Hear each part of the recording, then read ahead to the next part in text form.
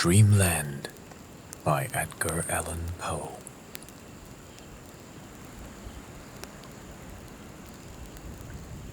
By a route obscure and lonely, haunted by ill angels only, where an eidolon named Night on a black throne reigns upright,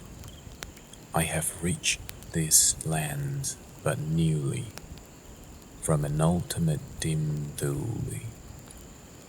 from a wild clime that leaves sublime, out of space, out of time, bottomless veils and boundless floods, and chasms and caves and titan woods, with forms that no man can discover, for the tears that drip all over, mountains toppling evermore into seas without a shore, seas that restlessly aspire, surging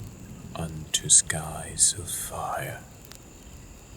lakes that endlessly outspread their lone waters, lone and dead, their still waters, still and chilly, with the snows of the lolling lily.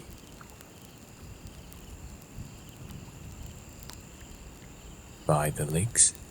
that thus outspread their lone waters, lone and dead, their sad waters, sad and chilly, with the snows of the lolling lily. By the mountains, near the river, murmuring lowly, murmuring ever. By the grey woods, by the swamp, where the toad and the newt encamp, by the dismal tarns and pools, where dwell the gulls, by each spot the most unholy, in each nook most melancholy, there the traveller meets a guest, sheeted memories of the past, shrouded forms that start and sigh as they pass the wanderer by,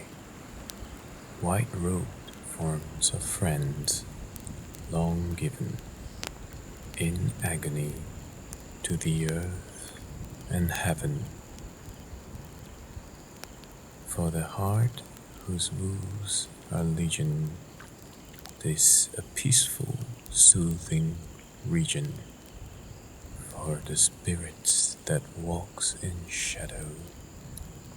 this an El Dorado, but the traveler traveling through it may not dare openly view it. Never its mysteries are exposed to the weak human eye unclosed.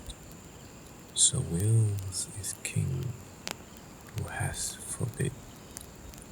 the uplifting of the fringed lid,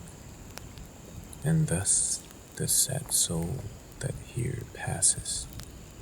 beholds it but through darkened glasses, by a route obscure and lonely, haunted by ill angels only, where an eidolon named Night on a black throne reigns upright, I have wandered home but newly, from this ultimatum dully.